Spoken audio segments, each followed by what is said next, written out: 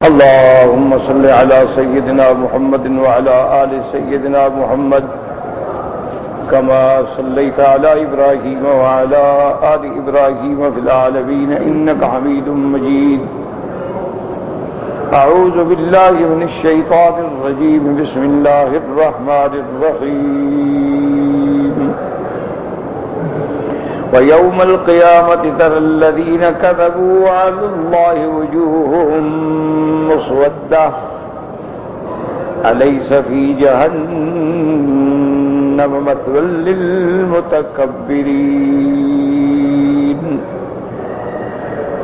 وينجي الله الذين اتقوا بمفازتهم لا يمسهم السوء ولا هم يحزنون. الله خالق كل شيء وهو على كل شيء وكيل. له مقاليد السماوات والأرض والذين كفروا بآيات الله أولئك هم الخاسرون. قل فغير الله تأمروني أعبد أيها الجاهلون. ولقد أوحي إليك وإلى الذين من قبلك لئن أشركت ليحبطن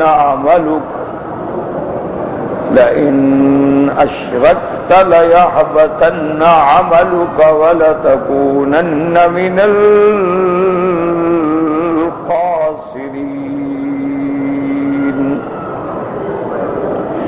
بل الله فاعبد وكن من الشاکرین. اللہ تبارک و تعالی نے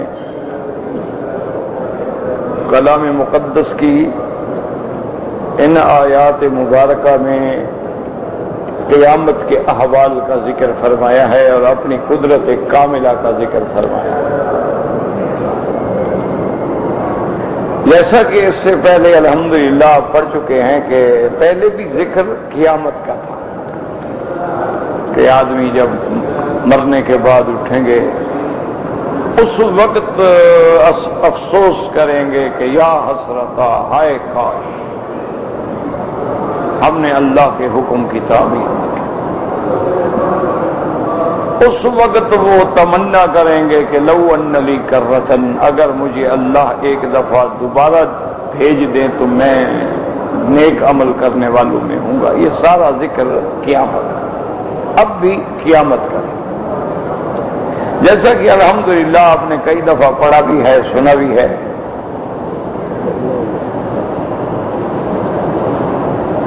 کہ تین مسائل جو ہیں نا وہ بڑے بنیادی ہیں، اصولی ہیں، اساسی.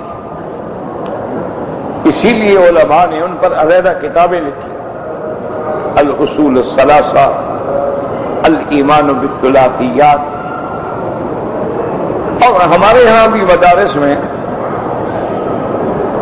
جب تفسیر پڑھائی جاتی ہے یا بعض مدارس میں جیسے قرآن پاک کا ترجمہ رجب میں شروع ہوتا ہے اور رمضان میں جا کے ختم ہوتا ہے،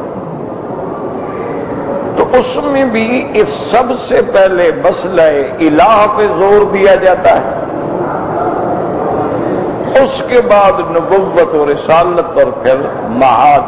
یہ تین مسائل ہر حال میں، یعنی یوں سمجھ لیں کہ اگر 2 مہینے کا درس ہونا تو 1 مہینہ تو صرف مسئلہ الہ پہ لگ جاتا ہے. کیونکہ جب تک آدمی الہ کا معنی ہی نہ سمجھے تو کلمے پڑھنے کا کیا فائدہ ہو گیا. صرف کلمہ پڑھنا ضروری نہیں، جاننا بھی ضروری ہے. یعنی ایک آدمی نے پڑھا لا الہ الا اللہ محمد رسول اللہ، الحمدللہ مسلمان ہو گیا، لیکن اس کا جاننا جو ہے وہ بھی اللہ نے حکم دیا کہ فعلم، جانو، سمجھو.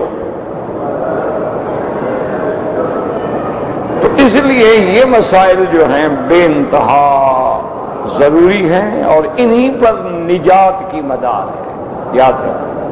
باقی غلطیاں ہیں، انسان ہے، ہوتی ہیں، احکام میں غلطیاں ہوتی ہیں، اوامر میں ہوتی ہیں، معروفات میں ہوتی ہیں، منکرات میں ہوتی ہیں، انسان، اور ہر انسان جو ہے وہ خطا سے مرکب ہے۔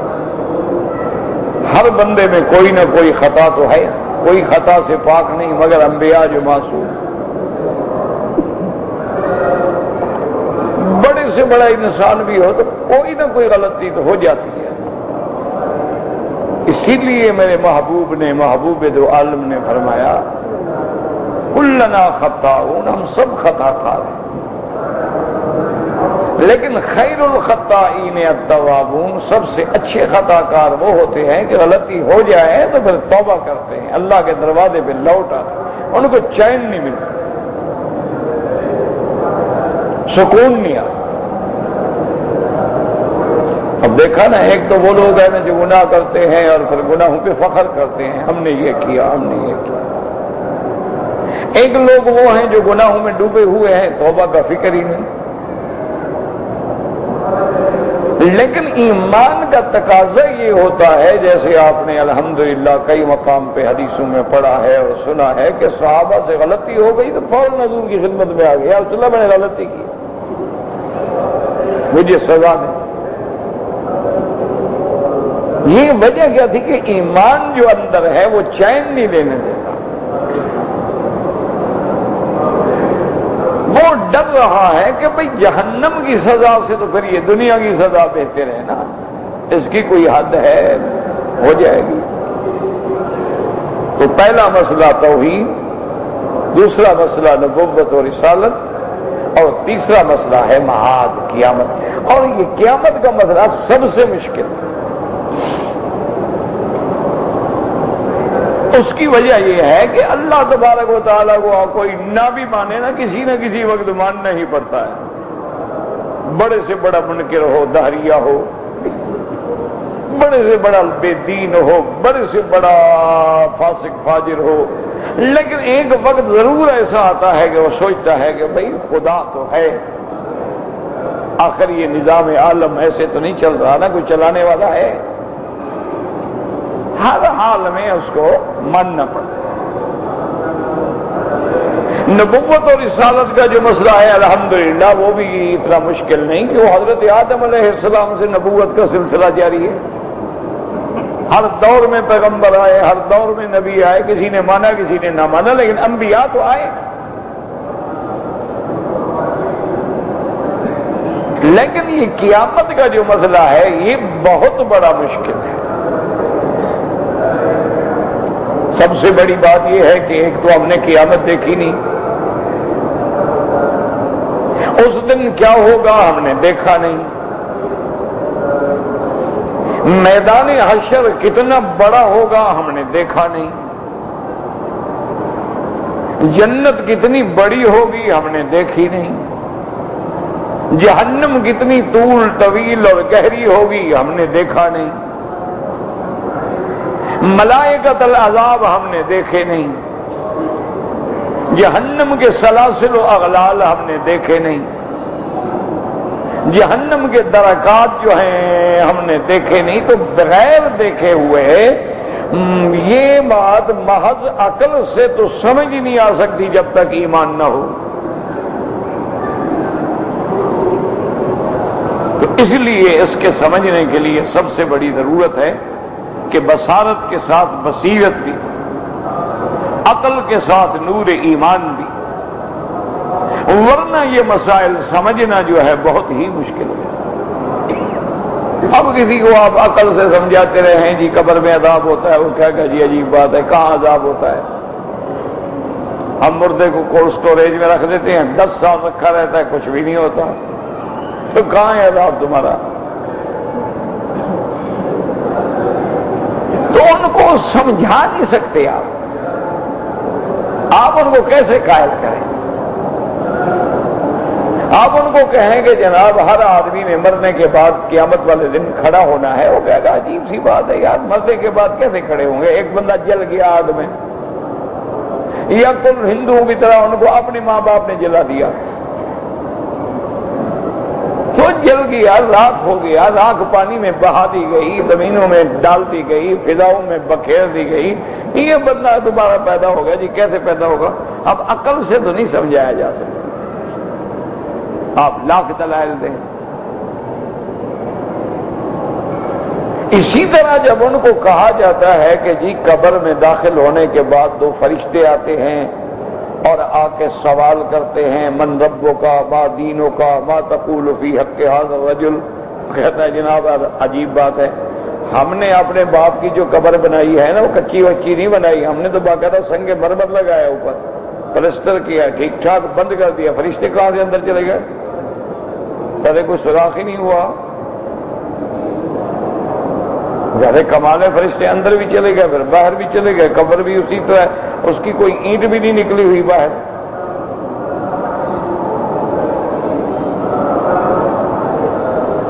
اسی طرح جب اس کو سمجھایا جاتا ہے کہ یہ 7 آسمان بچھا دو، 7 زمینیں بچھا دو، تو ایک جنت کا یہ عرض بنیں گے، جنت ارضها السماوات والارض۔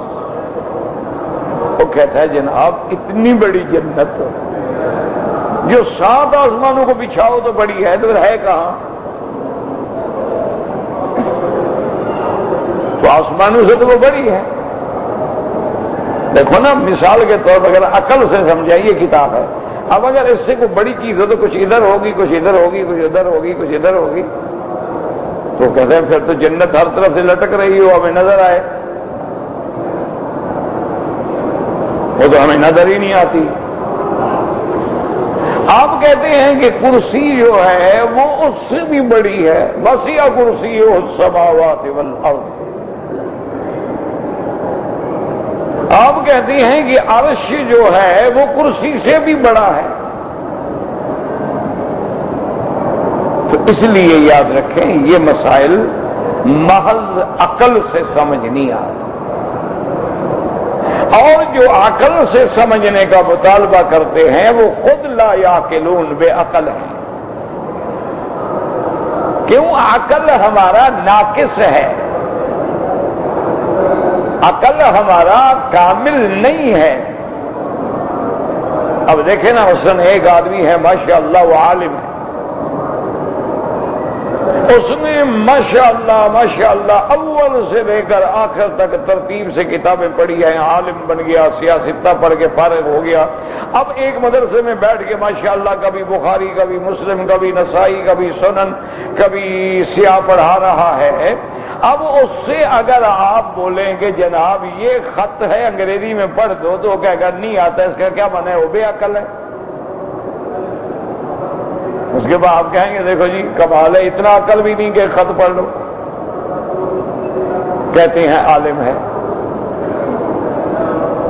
اسی طرح آپ دیکھیں کہ ایک آدمی ڈاکٹر ہے، وہ پورے عالم میں معلوم مشہور نام رکھنے والا ڈاکٹر ہے، اس سے کہو جی الحمدللہ کا ترجمہ کرو تو اس کو تو نہیں آتا۔ تو اب کیا کہیں گے؟ اس کا عقل نہیں ہے، یار کمال ہے، عقل ہی نہیں، اس کو فاتحہ کا ترجمہ بھی نہیں آتا بیچارے کو، بڑا بے عقل آدمی ہے۔ اسی طرح آپ جناب ایک بہت اعلیٰ قسم کا درزی ہو جو اعلیٰ سے اعلیٰ کٹنگ کرنا سلائی جانتا ہو، اس کے بعد جائیں جی میری گھڑی ٹھیک کر دو، وہ کہے گا اللہ کے بندے میں درزی ہوں، میں گھڑی صاف تھوڑا ہوں۔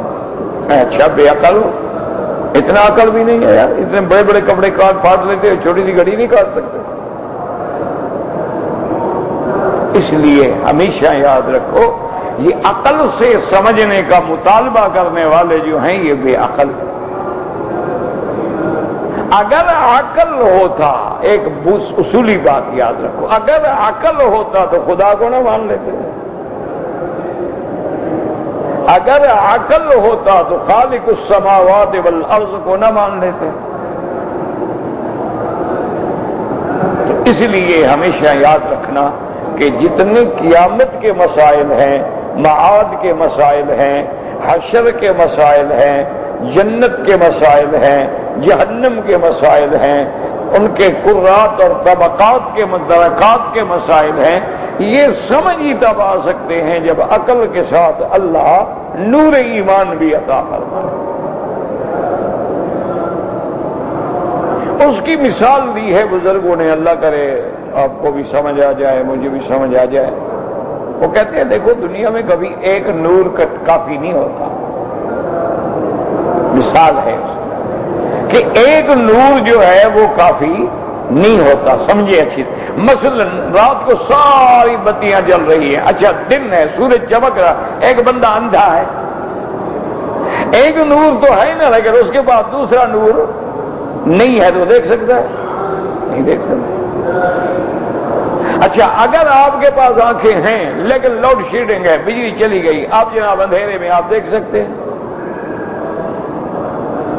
یعنی آپ کئی دفعہ آپ کو بھی تجربہ ہوا ہوگا، مجھے بھی ہوا کہ رات کو سو گئے، اٹھے اور جب آگے بجلی بند ہے، اپنے کمرے کا دروازہ نہیں ملتا ادھر ہے یا ادھر ہے۔ میں تو کئی دفعہ بھول گیا ہوں، آپ نہیں بھولتے ہوں گے، آپ پڑھے لکھے لوگ ہیں۔ سمجھ ہی نہیں آ رہی نا، آدمی نیند میں ہوتا ہے نا، نیند کے خمار سے اٹھے، اب سمجھ نہیں آ رہی، یعنی ادھر سے نکلنا ادھر سے نکلنا، کدھر جانا ہے؟ کیوں؟ اندھیرا ہے، آنکھیں تو ہیں لیکن اندھیرا ہے، دوسرا نور نہیں ہے۔ نور جب دونوں اکٹھے ہوں گے، آنکھیں بھی ہوں اور آگے نور بھی ہو، پھر الحمدللہ جناب آپ گھر میں بیٹھے ہیں، بتیاں جل رہی ہیں، آپ کتابیں پڑھ رہے ہیں، کیونکہ دونوں نور آپ کو مل گئے ہیں، ایک ظاہری نور ہے، ایک اللہ نے جو آنکھوں میں دیا۔ اسی طرح یاد رکھیں کہ شریعت کے جو مسائل ہیں وہ عقل کا نور تو تمہارے پاس ہے، اللہ نے تمہیں عقل دیا ہے، لیکن جب تک نور ایمان والی اینک نہ ملے وہ سمجھ نہیں آتا۔ نور ایمان بھی مل گیا، عقل بھی مل گیا، کیوں؟ جو بے عقل ہے ان پر تو شریعت ہے ہی نہیں نا، مجنون پر تو کوئی شریعت نہیں نا، جو دیوانہ ہے پاگل ہے اس پر کیا شریعت ہے؟ حتیٰ کہ عقل والا ہے لیکن نیند آ گئی، سو گیا ہے، وہ بھی معذور ہے۔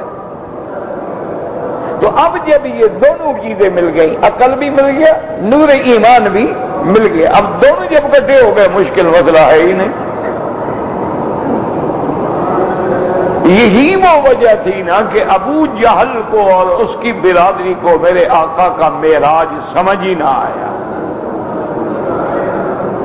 کیوں؟ وہ عقل دوڑا رہے تھے کہ جناب کیسے ہو سکتا ہے مسجد الحرام سے مسجد الاقصی 1 مہینے کا سفر ہے، حضور فرماتے ہیں میں نے رات میں کر لیا، کیسے ہو سکتا ہے؟ عقل نہیں مانتی وہ۔ اب حضور فرماتے ہیں میں نے 7 آسمان سدرۃ المنتہا میں نے جنت دیکھی، اللہ تبارک و تعالی سے کلام ہوا،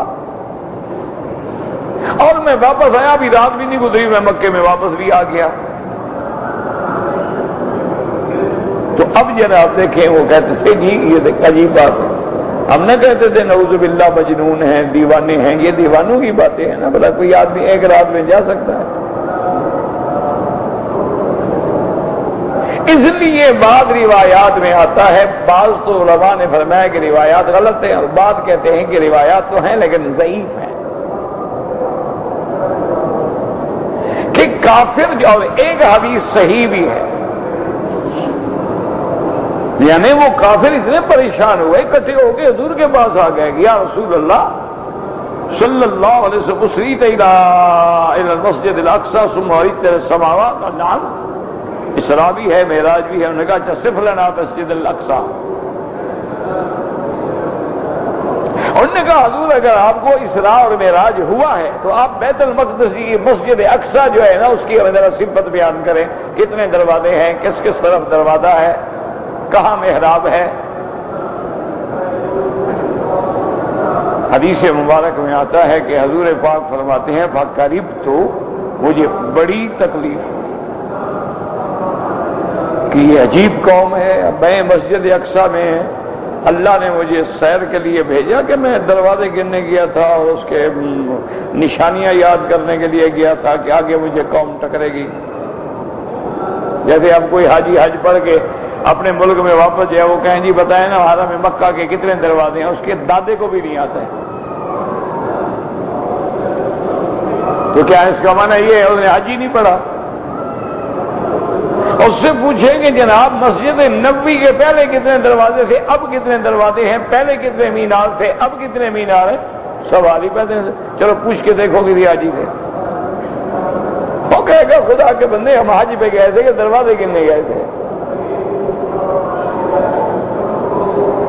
اب آپ کسی سے پوچھیں گے جی عرفات گئے تو ہاں جی گئے، اچھا کتنا طول عرض ہے اس کا؟ چلو آپ بتا دیں، آپ تو ماشاءاللہ مکے میں رہتے ہیں، آپ کے تو پڑھتے پڑھتے 22 سفید ہو گئے، آپ بتا دیں گے تو عرفات کا میدان جو ہے اس کا طول عرض کیا ہے؟ کوئی نہیں جانتا، کتابوں میں لکھا ہوا ہے، کتابوں میں موجود ہے، کتابیں چھپ گئی ہیں، موجود ہے۔ کہنے کا مقصد یہ تھا کہ میرا محبوب دو عالم اس لیے تو تشریف نہیں لے گئے۔ مسجد اقصی میں پہنچے، جبریل نے براق باندھی، رحمت دو عالم اندر تشریف لے گئے، اور آپ کے سامنے 2 برتنوں میں، ایک میں دودھ تھا اور ایک میں شراب تھی، وہ پیش کیا گیا۔ حضور پاک صلی اللہ علیہ وسلم نے وہ دودھ والا برتن اٹھا کے دودھ پی لیا تو حضرت جبریل نے کہا سبت الفطرت، حضور آپ نے فطرت کو چنا ہے، کیوں؟ ہر بچہ جب پیدا ہوتا ہے اس کی غذا بھی تو دودھ ہے، اور دودھ پاک ہے، اور دودھ اللہ کی نعمت ہے۔ اگر آپ شراب اٹھا لیتے تو آپ کی امت تو گمراہ ہو جاتی۔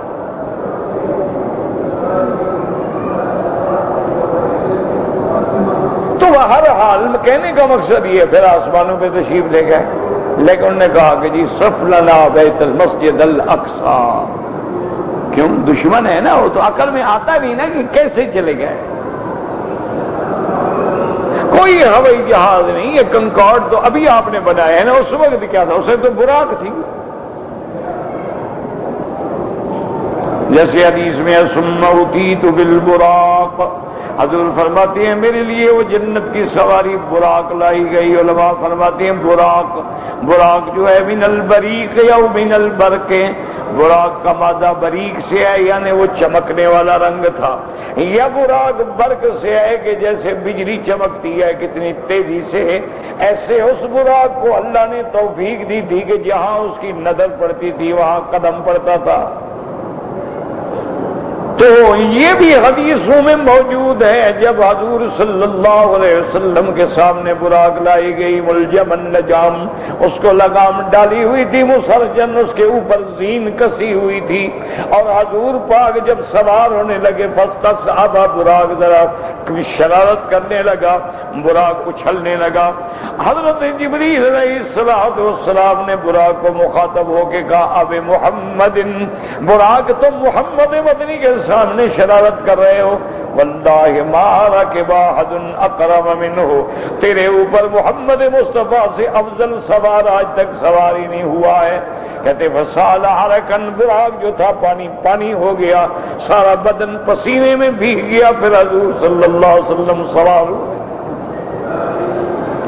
اور حضور صلی اللہ علیہ وسلم طور سینا پہ گزرے، حضور صلی اللہ علیہ وسلم بیت اللحم پہ گزرے، اور جن جن مقامات پہ میرے آقا گزرے وہاں 2 رکعت نماز بھی پڑھی ہے۔ اس کے بعد مسجد اقصی پہنچے ہیں۔ اب یہ باتیں عقل میں نہیں آ سکتی، اس لیے کافروں نے عقل سے سوال کیا، جیسے آج کل لوگ کہتے ہیں شریعت کا مسئلہ ہے لیکن ہمارے عقل میں نہیں آتا۔ تمہاری عقل کیا ہے؟ تمہاری عقل شریعت پر بھی حاکم ہے۔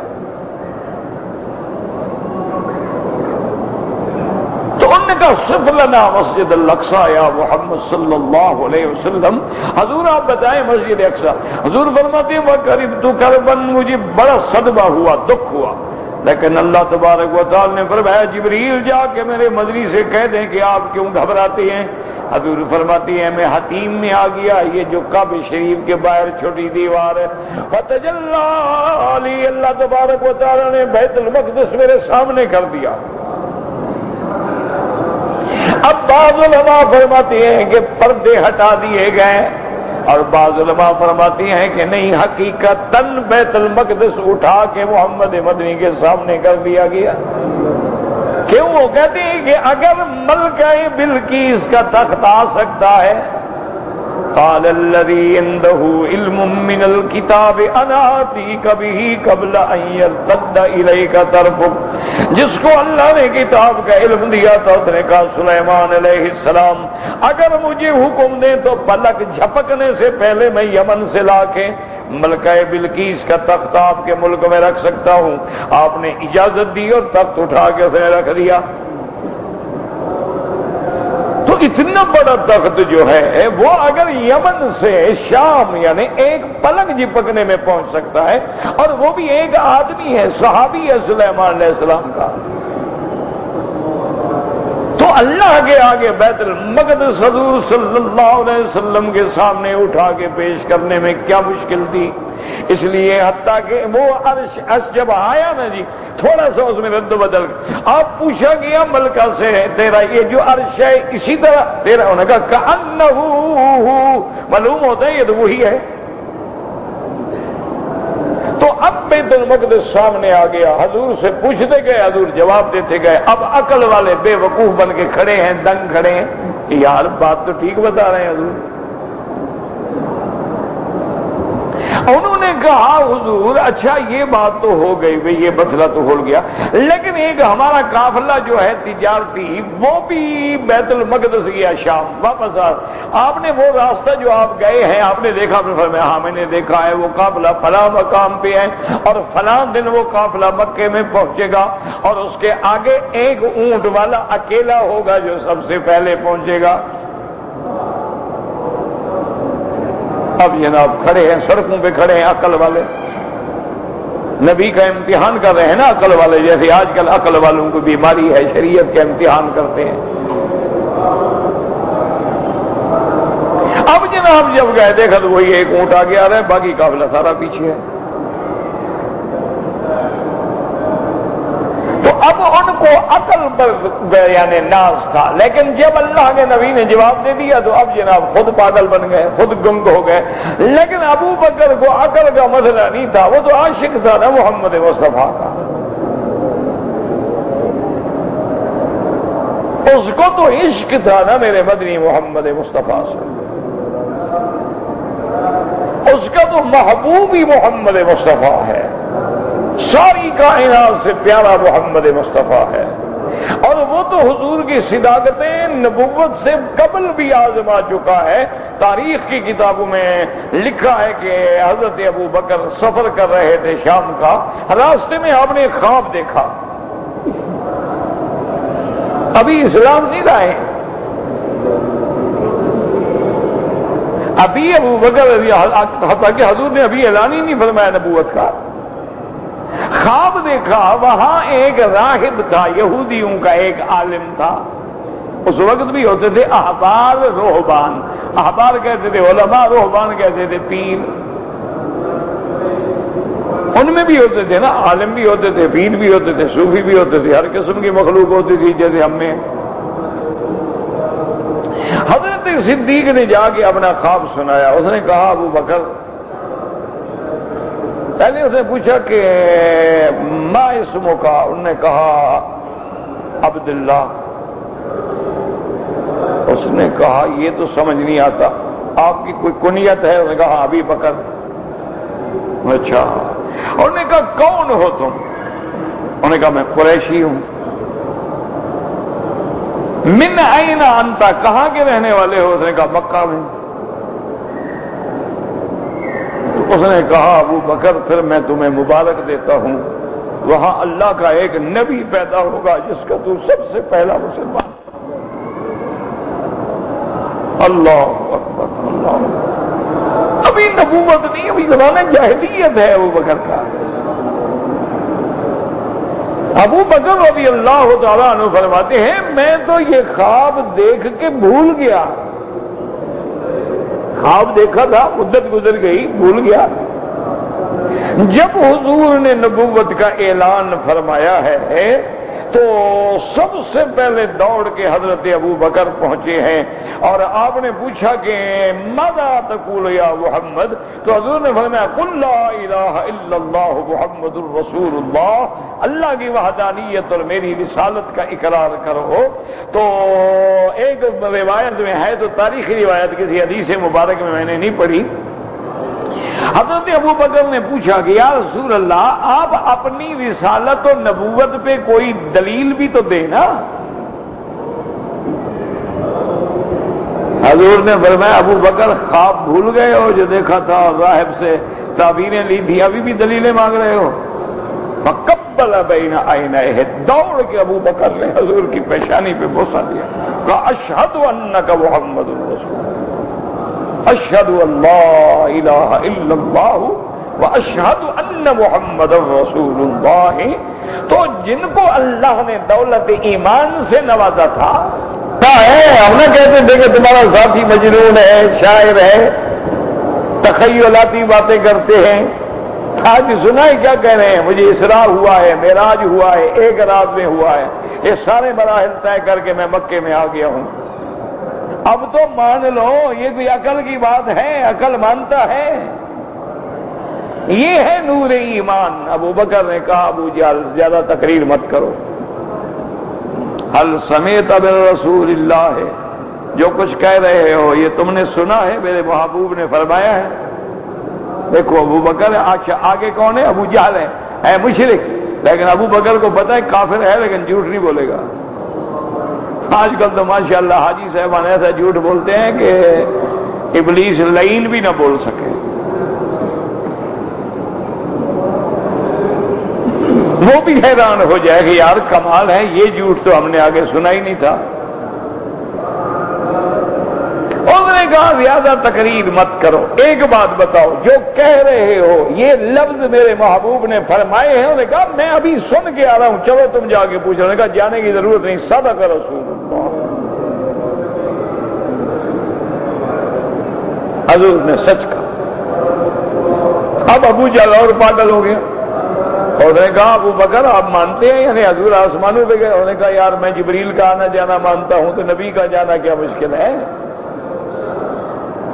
تو اس لیے یاد رکھیں کہ اگر تو نور ایمان ہے پھر نہ قیامت کا ماننا مشکل ہے, نہ قبر کا عذاب ماننا مشکل ہے, نہ جنت جہنم ماننا مشکل ہے, کیونکہ ہم نے کلمہ پڑھا ہے محمد الرسول اللہ. اللہ نے قرآن اتارا ہے محمد مصطفیٰ پہ. قرآن کہتا ہے کہ جنت ہے, قیامت ہے, میزان ہے, صراط ہے, عدل ہے, حساب ہے, نامہ اعمال ہے. اور پھر حضور پاک فرماتے ہیں میں نے اپنی آنکھوں سے جنت دیکھی ہے. بات ختم ہو گئی. تو مسلمان کے لیے سمجھنا کیا مشکل ہے, مومن کے لیے سمجھنا تو مشکل نہیں کہ نور ایمان ہے. حضور نے فرمایا میں دیکھ رہا ہوں ان قبر والوں پہ عذاب ہو رہا ہے. جب حضور نے فرما دیا بات ختم. حضور پاک نے ہمیں سکھلایا ہے دعا کے اللہ تبارک و تعالی سے دعا مانگی کرو, اللہم انی اعوذ بک من عذاب القبر. اگر وہ عذاب ہی نہیں تو پھر پناہ مانگنے کا کیا معنی. ہمیں اپنے آقا نے سمجھایا ہے کہ جب آدمی کو دفن کر لو تو قبر پہ کھڑے ہو کے دعا مانگو کہ اللہ ہمارے بھائی پر سوال و جواب کا وقت ہے, آسان فرما دے. تو جب ہمیں اللہ کے نبی نے فرما دیا بات ختم. اچھا کبھی کبھی اللہ نمونہ بھی دکھلا دیتے ہیں, عذاب کا بھی اور رحمت کا بھی. یہ اس کی مہربانی ہے کہ اپنے بندوں کو سمجھانے کے لیے کبھی کبھی انکشاف بھی کر دیتے ہیں.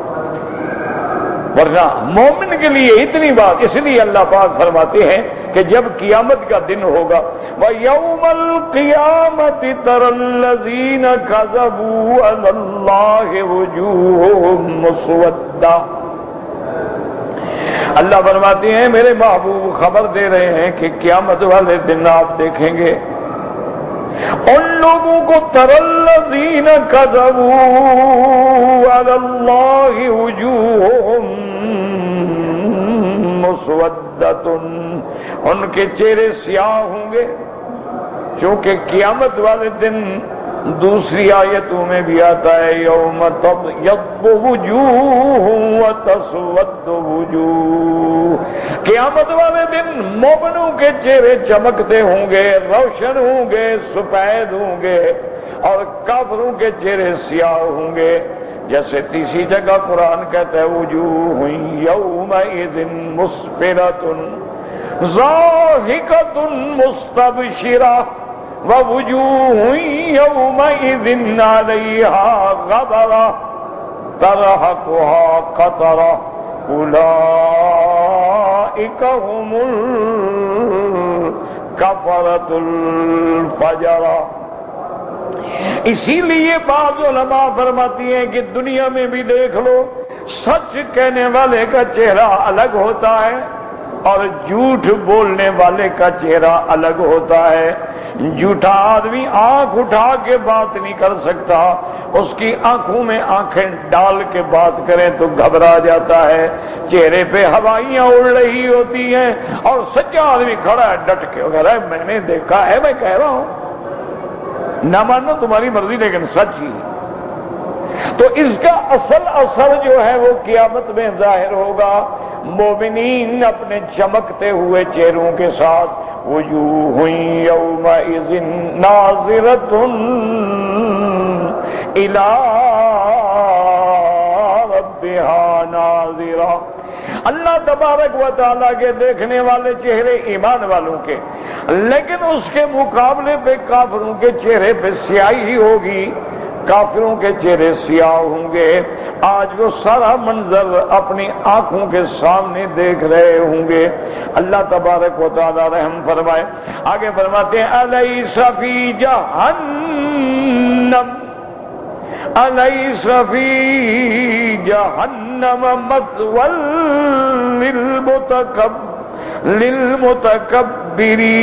للمتکبرین۔ اللہ تبارک و تعالی نے فرمایا کیا ان کے لیے جہنم کا ٹھکانہ جو ہے کیا وہ کافی نہیں ہے؟ یعنی کافی ہے، اس لیے الیس بھی کیا نہیں ہے جہنم میں ان کا ٹھکانہ، کیا یہ تھوڑی سزا ہے؟ مثون ٹھکانہ للمتکبرین، تکبر کرنے والے، ایمان نہ لانے والے، توحید کے آگے اکڑنے والے، انبیاء کی تکذیب کرنے والے۔ وَيُنَجِّي اللَّهُ الَّذِينَ اتَّقَوْا بِمَفَازَتِهِمْ لَا يَمَسُّهُمُ السُّوءُ وَلَا هُمْ يَحْزَنُونَ۔ اور اللہ فرماتی ہیں اللہ نجات دیں گے ان لوگوں کو جو اللہ سے ڈرنے والے تھے، جو شرک سے بچنے والے تھے، جو گناہوں سے بچنے والے تھے، جو انبیاء کی تکذیب سے بچنے والے تھے، چونکہ ان کے مقدر میں سعادت اور کامیابی اللہ لکھ چکا تھا۔ اور آج قیامت میں کیسے حال ہوگا؟ لا یمسہم السوء، ان کو کوئی تکلیف بھی نہیں ہوگی، کوئی پریشانی بھی نہیں ہوگی، ولا ہم یحزنون، اور نہ ان کو کسی قسم کا غم ہوگا۔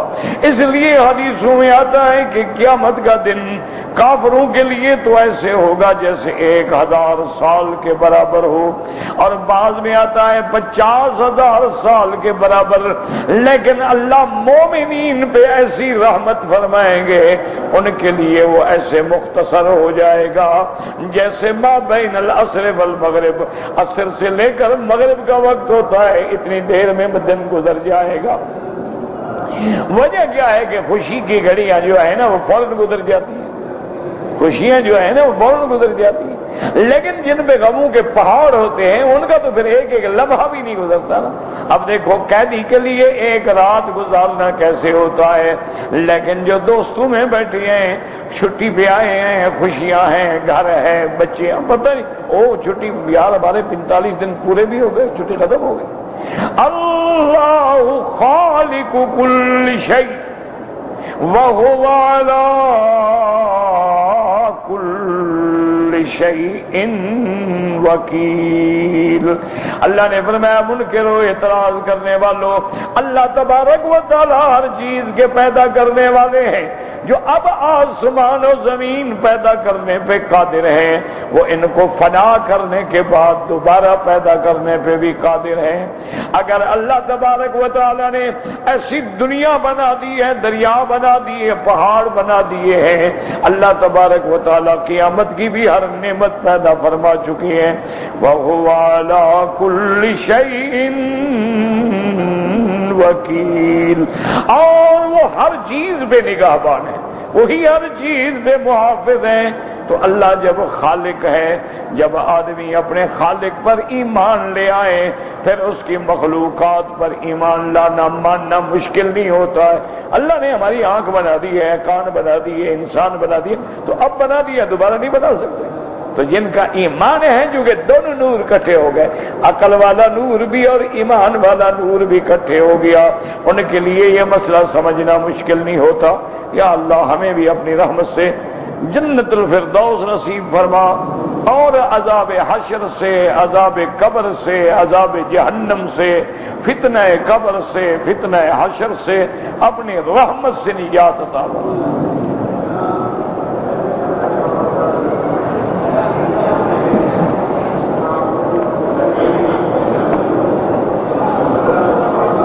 کہتے جی کہ میں نے کفیل کے پاس کام کرتا ہوں، اب جو انشورنس وغیرہ کی پابندی ہے، کیا یہ کفیل کے ذمے ہے یا میرے ذمے ہے؟ یہ تو آپ کے معاہدے کے مطابق ہے نا کہ آپ کا جب عقد ہوا تھا، کیا عقد میں شرائط کیا تھی؟ جب عقد کے شرائط سامنے نہ ہوں تو آدمی کیسے فیصلہ کر سکتا ہے؟ مثلا جب آپ نے کنٹریکٹ کیا، اس میں کیا لکھا ہوا علاج کس کے ذمے ہے؟ اگر علاج کفیل کے ذمے ہے تو یہ بھی کفیل کے ذمے ہے، اور اگر اس میں یہ نہیں ہے پھر تیرے ذمے ہے۔ یہ تو تمہارا معاملہ ہے عقد کے مطابق، کیونکہ جب یہی تو مشکل ہوتی ہے نا کہ ہم لوگ جب آتے ہیں، جب کنٹریکٹ ہوتے ہیں، پڑھتے ہی نہیں ہیں، دستخط کر کے دے دیں گے، پتہ ہی نہیں کیا لکھا ہے، اور جب یہاں آگے تکلیف ہوتی ہے پھر چیختے ہیں۔ وہاں سے تو شوق ہوتا ہے نا، ویزا مل گیا، ویزا مل گیا، ویزا مل گیا، بھاگے۔ تو اصولی طور پر یہ ہوتا ہے کہ ایک ملازم جب آتا ہے یا ویزے پہ آتا ہے، اس کو کنٹریکٹ پڑھنا چاہیے، کیا شرائط ہیں، کیا تنخواہ ہے، کتنا گھنٹے کام ہوگا، علاج معالجے کا کیا ہوگا، میری رہائش کا کیا ہوگا، میرے کھانے پینے کا کیا ہوگا، آپ پڑھیں پہلے۔ آپ کو شرائط قبول نہیں ہے، نہ آئے۔ آپ تو شرائط بھی نہیں پڑھتے ہیں اور لوگوں کو پیسے بھی دیتے ہیں کہ میں لے جاؤ، تو پھر یہاں آگے مسئلے پوچھنے کی کیا ضرورت ہے؟ اب تو جو ہے بھگتو، اور کیا حل ہو سکتا ہے؟ شرعاً جیسے عقد ہے اس پر ذمہ داری ہے۔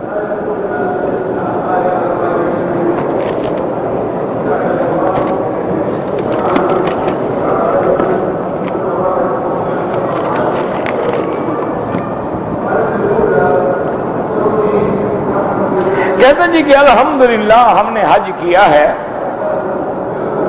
اور اللہ کی رحمت سے حج کے ہم نے سارے ارکان پورے کیے ہیں، لیکن مینا میں رہ نہیں سکے چونکہ خیمہ تھا نہیں اور سڑکوں پہ بیٹھنے کی اجازت ہی نہیں تھی، اس لیے مجبوراً ہم نے وہاں رات نہیں گزاری۔ کوئی جرمانہ نہیں، کوئی حرج نہیں، مینا میں رہنا سنت ہے، ثواب ہے، مجبور ہے تو کیا کریں۔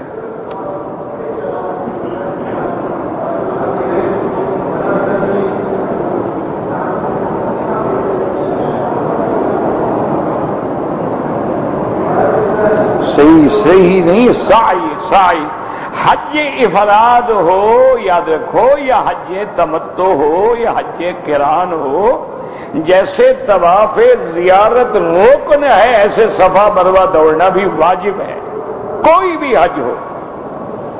دیکھو نا، اللہ نے خود بھی تو عقل دیا ہے، عمرہ جو کرتے ہو تو عمرے میں طواف بھی ہے، صفا مروہ دوڑتے ہو گے نہیں؟ تو جب عمرے میں ہے حج میں نہیں ہے، یعنی ایک موٹی بات ہے، یعنی آدمی تھوڑا سا عقل سے بھی کوشش کرے تو سمجھ آ سکتی ہے کہ بھائی جیسے عمرے میں صفا مروہ لازم ہے اسی طرح حج میں بھی لازم ہے۔ اب اگر آپ نے صفا مروہ نہیں دوڑے تو الحمدللہ شریعت میں اتنی رعایت موجود ہے کہ ابھی آپ نفلی طواف کریں اور وہی نیت کر کے کہ یا اللہ جو حج کی صفا مروہ ہمارے ذمے ہے وہ جا کے دوڑ لیں، ادا ہو جائے گی اور جرمانہ بھی کوئی نہیں، اور انہی کپڑوں میں۔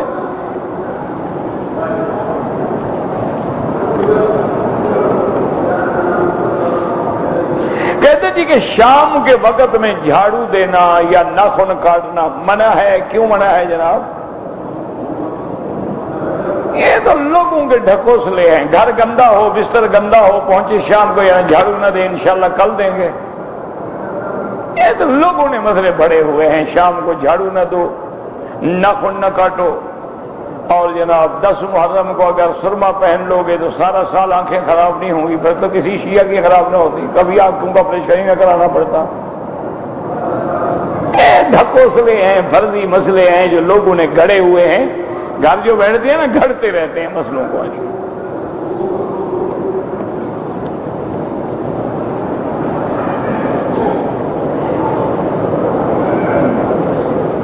میں جب دعائے قنوت سنتا ہوں تو میری آنکھوں سے آنسو بہتے ہیں. اچھی بات ہے. یہ تو بڑی اللہ کی رحمت کی علامت ہے کہ آدمی دعا کرتے ہوئے اگر رو پڑے، دعا کرتے ہوئے اگر اللہ کی خشیت دل میں آ جائے اور آنسو بہ جائیں تو سبحان اللہ، یہ تو بڑی اچھی بات ہے. اگر ہم نے آخری طواف الوداع کر لیا ہے اور پھر نہیں گئے، دوبارہ طواف کرو، عمرے کرو، حج کرو، جو بھی مرضی ہے کرو، کوئی مسئلہ نہیں. نہیں گئے تو نہیں گئے، پھر جب جائیں گے جو طواف آخری ہوگا وہ الوداع ہو جائے گا.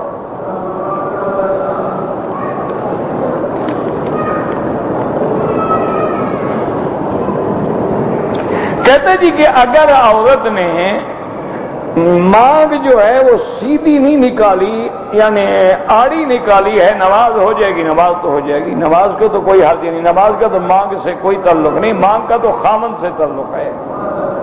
لیکن وہ یہ آڑی ترچھی ٹیڑھی میڑھی خامد کے لیے نکالے، لوگوں کے لیے نہیں. اگر لوگوں کے لیے نکالی ہے تو اللہ کی لعنت برستی ہے. باقی نماز ہے، نماز تو جناب ہو جائے گی. جن بال کٹوائے ہوئے ہیں وہ کہاں سے مانگ نکالیں گے؟ وہ تو لڑکا بنے ہوئے ہیں. نماز تو ان کی بھی ہو جائے گی. وہ تو جناب کاؤ بوائے کٹ بنواتی ہیں آج کل تو لیڈیز جو ہیں،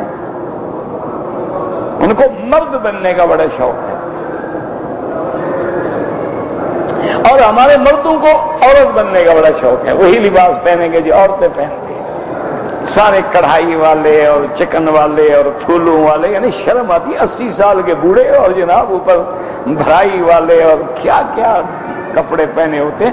مجھے دیکھ کے شرم آتی ہے، پتہ نہیں ان کو پہنتے ہوئے بھی شرم نہیں آتی.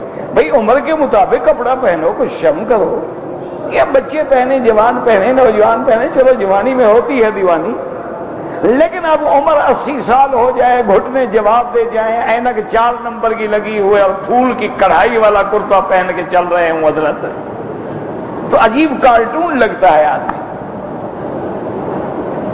انسان کی عمر جب لمبی ہو جائے سوبر لباس پہنے، لباس عزت والا پہنے، اور ہر چیز جو ہے آپ کی اس میں یعنی برد باری نظر آئے. یہ نہیں کہ اس میں چھچورا پن نظر آئے.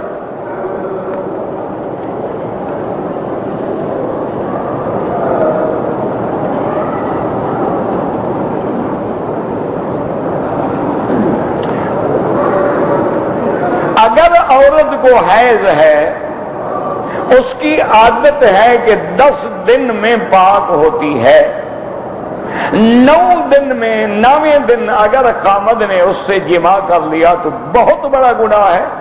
توبہ کریں، استغفار کریں، صدقہ و خیرات کریں اور اللہ سے پناہ مانگیں.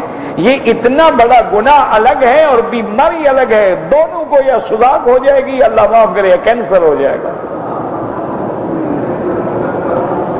شک ہو جائے گی. کیوں؟ اندر تو پلیدی ہے نا. تو جب اس پلیدی کے اثرات آئیں گے، صاف بات ہے دونوں کے لیے مسئلہ پیدا ہوگا. توبہ کریں، استغفار کریں. اور اس لیے حکم ہے فلا تقربوہن حتی یطہرن. قرآن کہتا ہے آپ ان کے قریب نہیں جا سکتے جب تک کہ وہ پاک ہو کے غسل بھی نہ کر لے. جب تک غسل نہیں کیا پاک کہاں ہوئی؟ حتی یطہرن فاذا تطہرن فاتوہن من حیث امرکم اللہ. اور لفظ میں شدت ہے کہ اچھی طرح پاک ہو. اس لیے حدیث مبارک میں بھی آتا ہے کہ عورت کو جب حیض کے دن گزر جائیں تو باقاعدہ کپاس اندر رکھ کے تسلی کرے کہ اس کو کوئی داغ تو نہیں لگتا. یہ نہیں کہ خون بہنا بند ہو گیا، بہنا تو بند ہو گیا لیکن اندر کھڑا ہو. اندر کپاس رکھ کے تسلی کرے، کپاس کو چیک کرے کہ اس کو داغ تو نہیں. اس کے بعد کپاس میں خوشبو لگا کے اندر رکھے تاکہ روائیہ کریہ جو ہے رحم کی وہ نکل جائیں. پھر وہ غسل کرے، اس کے بعد خاوند ملے.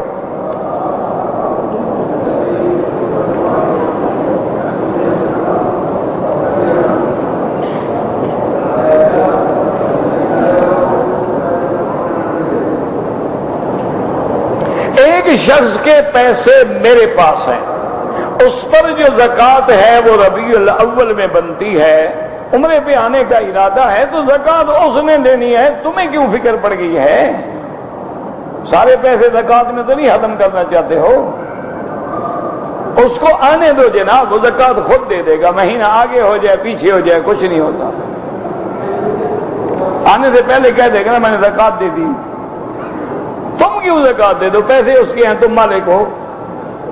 وہ آئے گا، خود لے گا، پھر خود زکوٰۃ جا کے کسی کو دے گا. سجدے کی حالت میں دعا مانگنا بالکل جائز ہے، اور بلکہ سجدے کی دعا جو ہے وہ تو بڑی امید ہے کہ اللہ جلدی قبول فرماتے ہیں. حدیث میں آتا ہے کامن ان یستجاب لہ، یعنی جو سجدے میں دعا کرے وہ تقریباً اس بات کا متقاضی ہے کہ اللہ اس کی دعا کو قبول کر لے. کیونکہ حالت سجدہ جو ہے نا انسان کی پستی کی انتہا ہے، ذلت کی انتہا ہے کہ مولا تیرے لیے میں نے اپنا چہرہ مٹی میں ڈال دیا. تو اس وقت جو دعا کرتا ہے وہ اللہ تبارک و تعالیٰ قبول فرماتے ہیں. لیکن سجدے میں دعا وہ کریں جو احادیث میں ہے، اپنی طرف سے نہ شروع ہو جائیں. وہ احادیث والی دعا اللہم انی اسألک العفو والعافیہ یا مقلب القلوب ثبت قلبی علی دینک اللہم انک عفو کریم عظیم تحب العفو فاعف عنا اللہم احسن عاقبتنا فی الامور کلہا وأجرنا من خزي الدنيا وعذاب الآخرة سبوح قدوس ربنا ورب الملائكة والروح. سجدے میں تو دعا کیا کرو. ربنا تقبل منا انك انت السميع العليم يا حي يا قيوم يا ذا الجلال والاكرام يا شافي يا سلام يا شافي يا سلام اللهم اشفنا واشف مرضانا ومرضى المسلمين. دعا کریں اللہ ہر بیمار کو شفا دے، اور اس عاجز کو بھی اللہ ہر بیماری سے شفا کاملہ صحت عاجلہ عطا فرما دے. یا الہ العالمین عالم اسلام کی عزت کا فیصلہ فرما. یا اللہ کفر کی ذلت کا فیصلہ فرما. یا الہ العالمین ہمیں مانگنا نہیں آتا، بغیر مانگے عطا فرما. ربنا آتنا فی الدنیا حسنۃ وفی الآخرۃ حسنۃ وقنا عذاب النار. اللہم انا نسألک من الخیر کلہ عاجلہ وآجلہ ما علمنا منہ وما لم نعلم. اللہم انا نعوذ بک من الشر کلہ عاجلہ وآجلہ ما علمنا منہ وما لم نعلم. صلی اللہ تعالی علی خیر خلقہ سیدنا محمد وعلی آلہ واصحابہ اجمعین.